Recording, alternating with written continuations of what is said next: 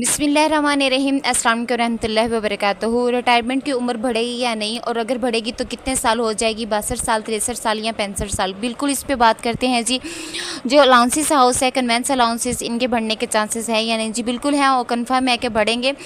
जो हायरिंग और rental ceiling है, इसमें कितना इजाफा एक्सपेक्टेड है, इसका नोटिफिकेशन कब आएगा, तो ये जो कन्फर्म है हम आपको बताएंगे नोटिफिकेशन कब आएगा। चैनल पर नहीं है तो चैनल ज़रूर सब्सक्राइब कर लें। अच्छा, बजट स्पीच में जो है एज बढ़ने का कोई जिक्र नहीं है। इसका मतलब ये भी नहीं है कि ये मामला बिल्कुल ख़त्म हो गया है, हरगिज़ ख़त्म नहीं हुआ। सबसे पहले एस्टेब्लिशमेंट डिवीज़न में जिन पेंशन रिफॉर्म्स के ऊपर ऑब्जेक्शन किया था, और जो ऑब्जेक्शन था वो एज पे था, जिसमें जो है और दूसरा पेंशन जो है, इसमें जो रिटायरमेंट पहले ले रहे हैं उन पे जो 10% जुर्माना था वो बिल्कुल ख़त्म हो गया है, और जो सालाना इंक्रीज़ थी 10% वो भी ख़त्म हो गई है, और ये मामला ख़त्म हो गया है। लेकिन ये मामला ख़त्म नहीं हुआ।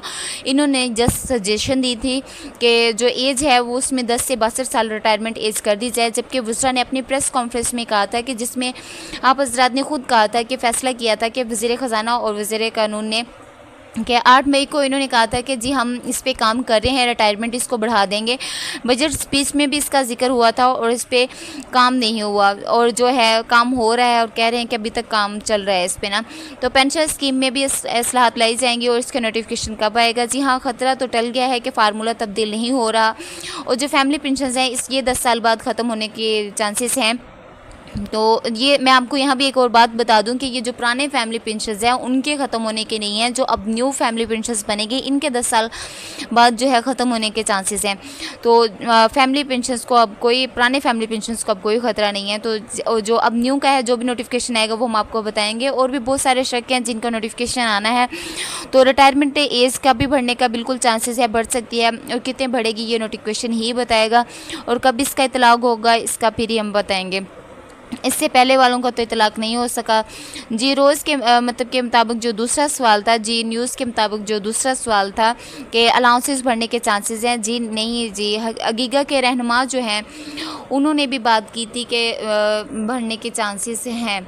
तो जो रोज़नामा न्यूज़ में है इसमें भी अलाउंसेस के बारे में बात की गई है। तो हम आपको बताते हैं, जो अगीगा के रहनुमा थे, मतलब कि हमारी बहुत ज़्यादा रुखसाना नवाज़, इन्होंने भी बात की थी कि कहा था कि जी हमारे जो हैं बहुत सारे मुतालबात हैं जो हमें अभी पूरे करवाने हैं। उम्मीद है कि जो है इनके बढ़ने के चांसेस हैं, हमारे मुतालबात पूरे होंगे। और रहमान बाजवा साहब ने भी बात की है कि हमारा जो है वो धरना ख़त्म हो गया है। एक तो ईद की वजह से और दूसरा मौसम की वजह से हमें धरना ख़त्म करना पड़ा, लेकिन हमारे मुतालबात जो हैं पूरे नहीं हुए, वो हम पूरे करवाएंगे इंशाल्लाह ताला। इन पे बात करेंगे।